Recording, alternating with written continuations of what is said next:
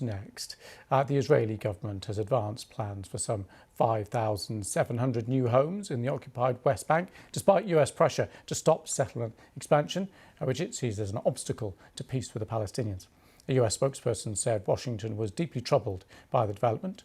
4 Israeli settlers were shot dead by Palestinians last week, prompting days of settler violence.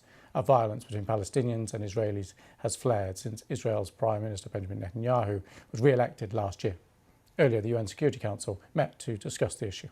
The members of the Security Council encouraged additional steps to restore a durable calm and de-escalate tensions, and called on all parties to refrain from unilateral actions that further inflame tensions. They further urged for restraint to reduce tension and prevent further escalation. Well, we're going to talk through this issue. Joining me now, Ambassador Gerald Friedson. He is a distinguished senior fellow on US diplomacy and the director of Arabian Peninsula Programme at the non-partisan think tank at the Middle East Institute, and previously served in the Obama administration. Thank you so much for coming on the programme. It's a pleasure to be with you tonight. So what do you make of these latest actions?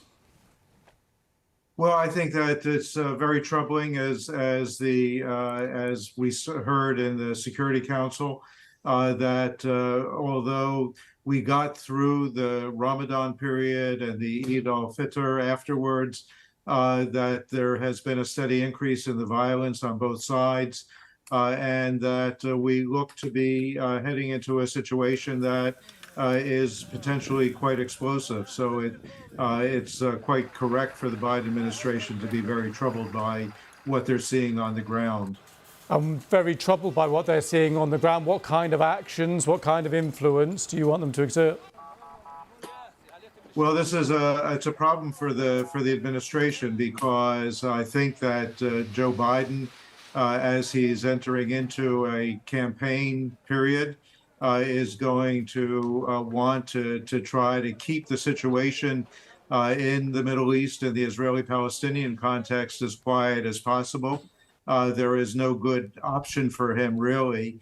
I think the administration is unlikely and unwilling to really exert a great deal of pressure on the Israeli government. And yet, really, nothing short of a great deal of pressure is going to make much difference in trying to bring the two sides closer together. And how do you evaluate the role of Netanyahu here? Well, I think that Netanyahu has made a deal with the devil in his desperation to get back into the prime minister's seat. He has brought people into his government who are bomb throwers, who are interested in exacerbating tensions, who are interested in provocative actions. And we've seen it consistently. And Bibi Netanyahu has demonstrated no capacity whatsoever to really control his administration. And, well, given that, then, I want to ask you to look ahead, look forward. Where do you see this? Well, I think that, again, it's going to be extremely difficult for the Biden administration and the larger international community to keep the situation from spinning out of control. On the one hand, on the Palestinian side, you have very weak leadership and really not much ability to control a situation.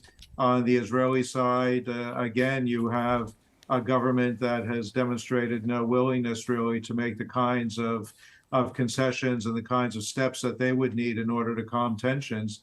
And I think that basically what we're going to be seeing over the next year and a half is really an effort to minimize tension and to mitigate whatever situation might arise. And it's going to be a tightrope that the Biden administration is going to have to walk.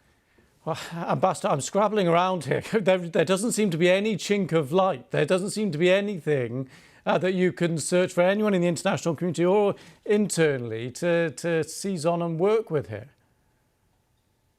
Well, it's I don't mean to ruin your evening, but I think it's a very serious situation, and you know, it is going to press the Biden administration to take a harder line with the Netanyahu government, but they're really not going to want to do that because of the domestic political implications that might arise, and they don't want to open up themselves to criticism that they're being overly harsh on Jerusalem. So it's a hard situation, and Joe Biden is going to have to try to tap dance through this. Well, very worrying and concerning, but we really appreciate your expertise and talking us through it. Ambassador, thank you very much. Pleasure.